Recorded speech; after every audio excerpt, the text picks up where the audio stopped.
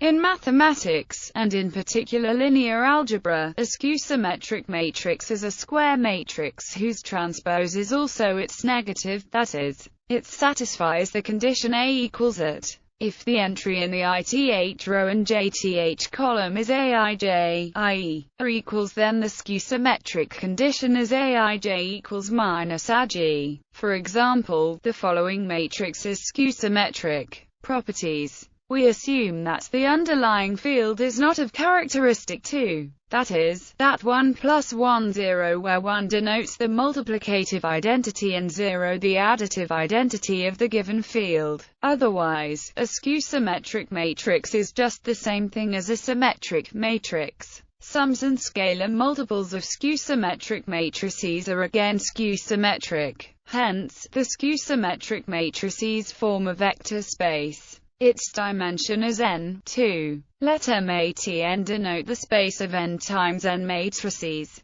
A skew-symmetric matrix is determined by n, 2 scalars. A symmetric matrix is determined by n, 2 scalars. Let skew denote the space of n times n skew-symmetric matrices and sim denote the space of n times n symmetric matrices. If AM(AT_n), then notice that 1/2 skew and 1/2 sim. This is true for every square matrix A with entries from any field whose characteristic is different from 2. Then, since M(AT_n) equals skew plus sim and skew sim equals 0, where denotes the direct sum, denote with the standard inner product on Rn. The real n by n matrix A is skew-symmetric if and only if this is also equivalent to for all x. Since this definition is independent of the choice of basis, skew-symmetry is a property that depends only on the linear operator A and a choice of inner product. All main diagonal entries of a skew-symmetric matrix must be 0, so the trace is 0. If A equals is skew-symmetric, aij equals minus ag, hence A equals 0.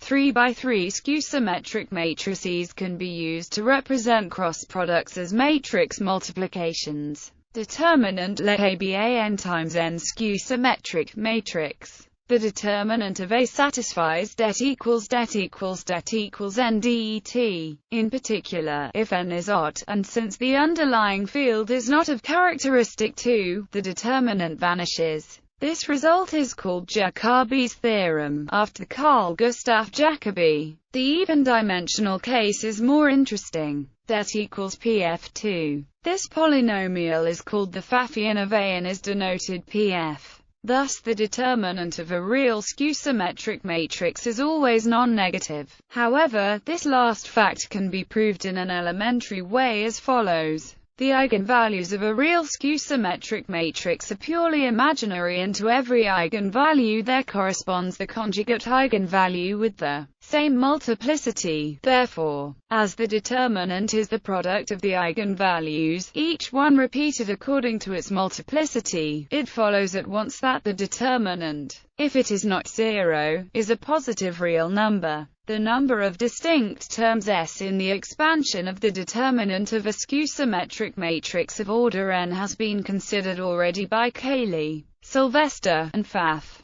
Due to cancellations, this number is quite small as compared the number of terms of a generic matrix of order n, which is n. The sequence S is 1, 0, 1, 0, 6, 0, 120, 0, 5250, 0, 395,010, 0, and it is encoded in the exponential generating function. The latter yields to the asymptotics the number of positive and negative terms are, approximatively a half of the total, although their difference takes larger and larger positive and negative values as n increases. Cross-product 3×3 skew-symmetric matrices can be used to represent cross-products as matrix multiplications. Consider vectors and, then, defining matrix. The cross product can be written as. This can be immediately verified by computing both sides of the previous equation and comparing each corresponding element of the results. See also, pluck a matrix spectral theory. Since a matrix is similar to its own transpose, they must have the same eigenvalues. It follows that the eigenvalues of a skew-symmetric matrix always come in pairs plus or minus lambda. From the spectral theorem, for a real skew-symmetric matrix the non-zero eigenvalues are all pure imaginary and thus are of the form I lambda 1, minus I lambda 1, I lambda 2, minus I lambda 2, where each of the lambda k are real. Real skew-symmetric matrices are normal matrices and are thus subject to the spectral theorem, which states that any real skew-symmetric matrix can be diagonalized by a unitary matrix. Since the eigenvalues of a real skew-symmetric matrix are imaginary, it is not possible to diagonalize one by a real matrix. However, it is possible to bring every skew-symmetric matrix to a block diagonal form by a special orthogonal transformation. Specifically, every 2n times 2n real skew-symmetric matrix can be written in the form A equals Q sigma quart, where Q is orthogonal and for real lambda k.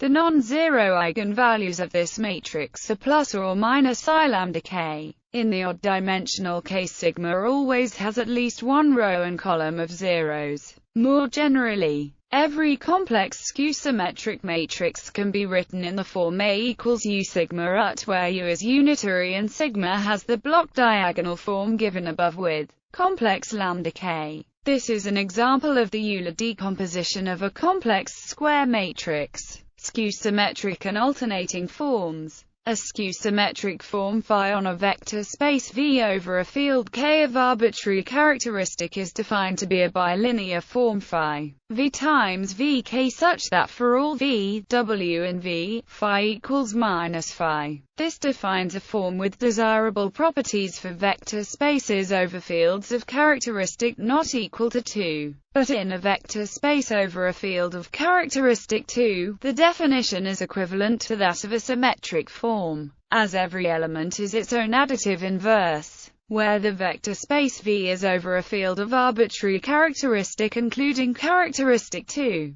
we may define an alternating form as a bilinear form phi such that for all vectors V and V phi equals 0. This is equivalent to a skew-symmetric form when the field is not of characteristic 2 as seen from 0 equals phi plus phi plus phi plus phi equals phi plus phi, whence phi equals minus phi. A bilinear form phi will be represented by a matrix A such that phi equals VTAW once a basis of V is chosen, and conversely an n times n matrix A on knots gives rise to a form sending to VTAW. For each of symmetric, skew-symmetric and alternating forms, the representing matrices are symmetric, skew-symmetric and alternating respectively. Infinitesimal rotations. Skew-symmetric matrices over the field of real numbers form the tangent space to the real orthogonal group O at the identity matrix, formally